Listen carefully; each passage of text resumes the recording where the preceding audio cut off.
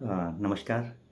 मैं doctor A S Pant, child specialist, MP state services में और प्रैक्टिसिंग पीडियाट्रिशियन हूँ यहाँ रीवा में। विगत 3 दशकों से ज़्यादा समय से मैं चाइल्ड केयर से जुड़ा हूँ।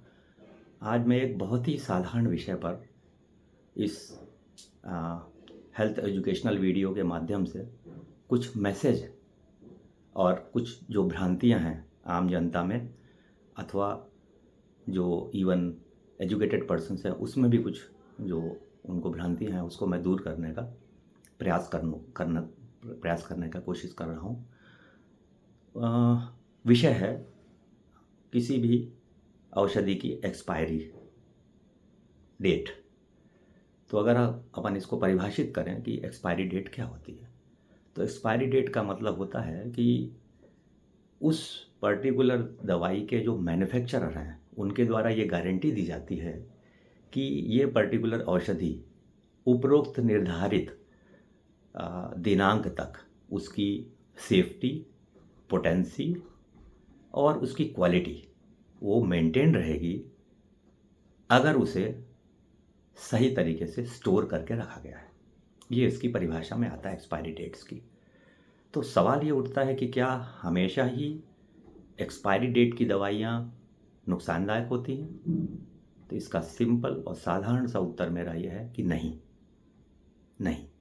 ऐसा कतई नहीं है कि एक्सपायरी डेट की दवाइयाँ, एक्चुअल में ये जो शब्द है यही भ्रामक है, एक्सपायरी डेट। तो लोग ये सोचते हैं कि अगर हमने अपने बच्चे को या किसी मरीज को कोई दवाई हमने एक्सपायरी डेट की दी तो वो एक्सपायर हो जाएगा। ऐसा कतई नहीं होता। एक्सपायरी का मतलब है कि वो पर्टिकुलर दवाई उस डेट के बाद देने पर उसकी पोटेंसी या उसकी एफिकेसी कम हो सकती है और कुछ विशेष परिस्थितियों में ही वो हार्मफुल होती है, ज़्यादा करके वो हार्मफुल नहीं होती है। और समझने वाली बात यह है कि जो मैन्युफैक्चरिंग कंपनीज होती हैं, फार्मा कंपनी, उनको स्टैंडिंग इंस्ट्रक्शंस दिए रहते हैं कि ये वो जो एक्सपायरी डेट है वो कम से कम 3 महीने एडवांस की दे वो। जैसे अभी अगस्त 25 का महीना चल रहा है, अगर किसी दवाई की एक्सपायरी अभी 31 अगस्त लिखी हुई है 2025, तो उसको हम लोग सितंबर, अक्टूबर, नवंबर, 1 दिसंबर तक उसको यूज़ किया जा सकता है। हाँ, मैं ये बिल्कुल एडवोकेट नहीं कर रहा हूँ कि एक्सपायरी दवाई आप यूज़ करिए। अगर किसी ने धोखे से उसको ले ली है तो उसमें ऐसा कुछ भी नहीं है कि उस बच्चे की मृत्यु हो जाएगी या उसको बहुत ही ज़्यादा नुकसान हो जाएगा। इसको थोड़ा-सा हम डिटेल में बताएँगे। तो उसकी पोटेंसी कम हो जाएगी। मतलब क्या है कि कोई अगर आप एंटीबायोटिक यूज़ कर रहे हैं एक्सपायरी डेट का या 1, 2, 3, 4 महीने ऊपर हो चुके हैं, स्वाभाविक है उस एंटीबायोटिक की एफिकेसी कम हो जाएगी। आपने निमोनिया के लिए वो एंटीबायोटिक दिया है तो उसका असर कम हो सकता है, मतलब ट्रीटमेंट फेल्योर हो सकता है। कोई पेन किलर आप यूज़ कर रहे हैं, वो उतना अच्छे से दर्द निवारण की उसकी क्षमता कम हो जाएगी।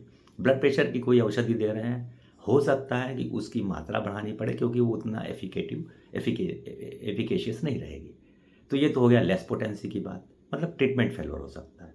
दूसरी जो हार्मफुल वाली बात है वो कुछ क्वचित एक आधी ऐसी औषधियाँ हैं जैसे टेट्रासाइक्लिन ग्रुप ऑफ ड्रग्स हैं जो आजकल बहुत कम यूज़ में आती हैं। हाँ, उनको एक्सपायरी डेट के बाद यूज़ करने में कभी-कभी रीनल डैमेज या कुछ स्पेशल फैनकोनी एनीमिया वगैरह हो सकता है, पर वो आजकल यूज़ में ही कम होती है।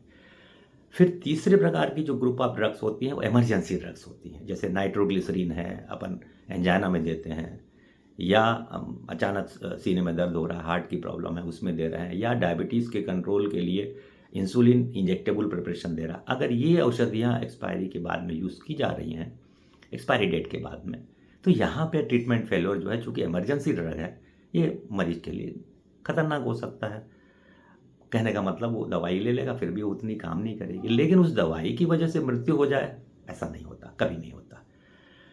यूएस एफडीए ने एक शेल्फ लाइफ एक्सटेंशन प्रोग्राम के तहत कुछ स्टडीज़ करी थी। उसमें उन्होंने देखा कि बहुत सी दवाइयाँ अगर उसको सही ढंग से अगर उसको उसके स्टोर किया जाए तो वो कई वर्षों तक एक्सपायरी डेट के बाद भी एफिकेशियस बनी रहती हैं। तो इसका ये मतलब नहीं कि अपन को उसको यूज़ करना है। तो कैरी होम मैसेज ये है कि जो लाइफ सेविंग ड्रग्स है उनको तो कभी भी एक्सपायरी के बाद कतई नहीं यूज़ करना चाहिए। पैरासीटामोल लाइक ड्रग्स अगर आपने ली है इमरजेंसी में रात के 12 बजे आपके पास कोई दवाई नहीं है, 1 आध 2 महीना एक्सपायरी की दवाई पैरासिटामोल रही है रखी है आपके पास, तो उसको देना, न देने की अपेक्षा ज़्यादा फ़ायदा रहेगा।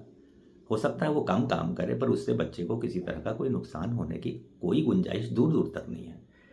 लिक्विड फार्मूलेशंस जैसे कि बने बनाए लिक्विड जो रहते हैं या फिर आई ड्रॉप्स हैं, उनको जहाँ तक हो सके एक्सपायरी डेट्स के बाद नहीं यूज़ करना चाहिए। लास्ट में एक इम्पॉर्टेंट पॉइंट ये है कि अगर एक्सपायरी डेट नहीं भी हुई है और अगर उसको सही ढंग से आपने औषधि को स्टोर नहीं किया है, तो भी वो एफिकेसी अपनी खो सकती है। उसको सही ढंग से कूल और ड्राई प्रेस में नहीं रखा है, सनलाइट एक्सपोजर में रखा है, तो दवाई जो है वो नहीं काम करेगी। अंत में मैं सिर्फ इतना ही कहना चाहता हूँ कि एक्सपायरी ड्रग या एक्सपायरी वर्ड से बहुत ज़्यादा घबराएं ना। एक्सपायरी ड्रग मत यूज़ करिए। अगर धोखे से ले लिए तो आप अपने ट्रीटिंग फिजिशियन या पीडियाट्रिशियन को बताइए कि ये औषधि ली है हमने, वो आपकी एंग्जाइटी को दूर करेगा। कई बार हम लोगों ने देखा है कि पेरेंट्स हैं या कोई वैक्सीन है, जैसे आपने किसी जगह पीडियाट्रिशियन के यहाँ कोई वैक्सीन लगा ली, डेट उसकी 1 महीना ऊपर हो गई।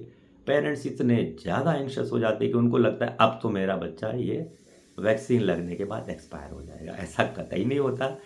ये जो है ये भ्रामक प्रचार है। और मैं तो ये भी कहूँगा कि अगर एक्सपायरी डेट कंपनी ना लिखेगी तो उनकी दवाइयों की सेल कैसे होगी। एक निश्चित समय के बाद वो चाहते हैं कि उस दवाई को ना यूज़ करें, उसको डिस्कार्ड कर दिया जाए। तो ये तो लाइटर मोड में मैंने बताया, मूड में बताया।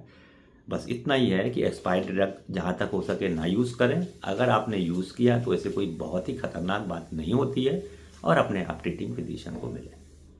इस एजुकेशनल वीडियो के माध्यम से मैंने एक्सपायरी ड्रग्स के बारे में एक्सप्लेन करने की कोशिश की है। आशा है आपको ये वीडियो पसंद आया होगा।